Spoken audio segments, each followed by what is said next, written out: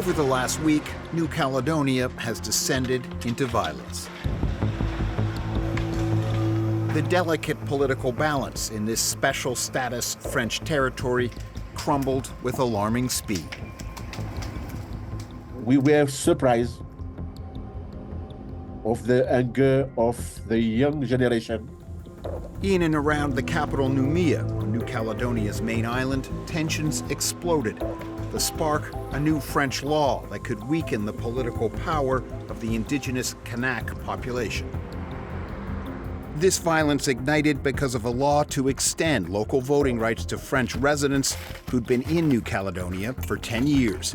That could add 25,000 new voters, or nearly 10% of the population, and tip the balance further away from independence. André Kwasi broadcasts on Radio G2 to a largely Kanak audience. It's true that regarding the democracy, everyone can vote. But regarding decolonization, regarding self-determination, we have to manage the two sides.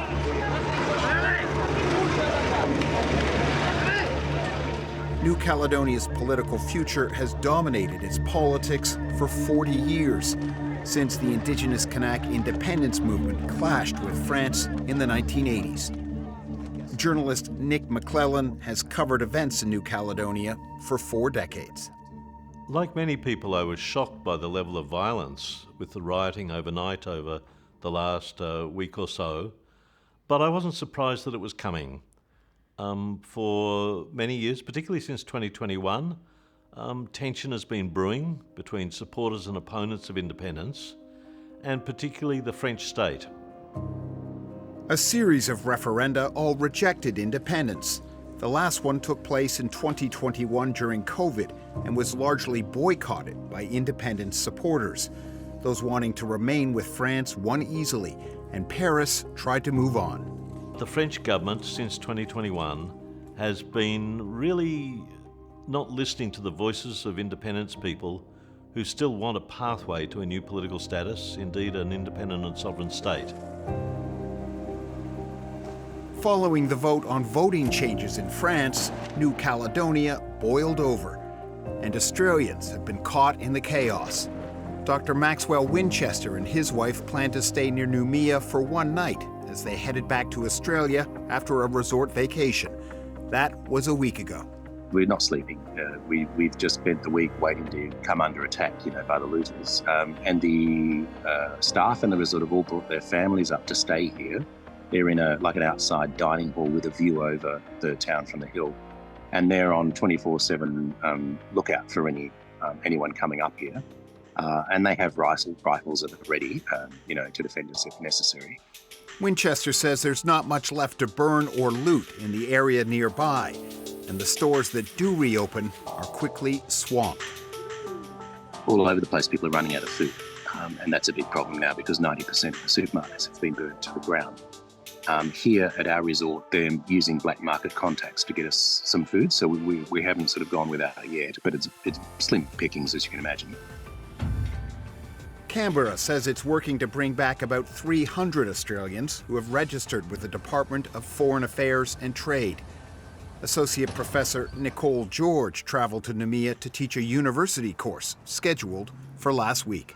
My sense is most people understand what's at stake here. Of course, they want to get home, and that is a priority. But we also know that to open up, the city again, we don't want to see excessive use of force. We don't want to see people killed.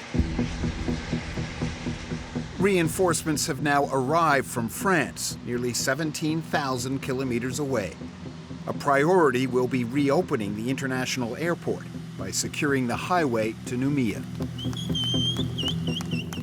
France regards New Caledonia as a vital part of its Indo-Pacific influence.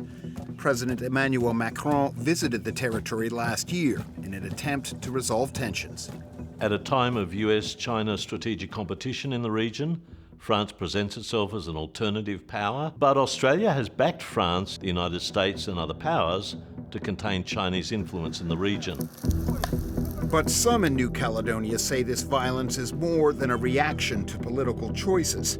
There is also an economic dimension, the divide between indigenous Kanaks and the French population that is clear to see. It's also fueled by just gross inequalities in this place between those, the haves and the have-nots. And it's very visible because it's a small place. Andre Kwasi believes the voting changes were the final straw for many young Kanaks who see job after job passing them by.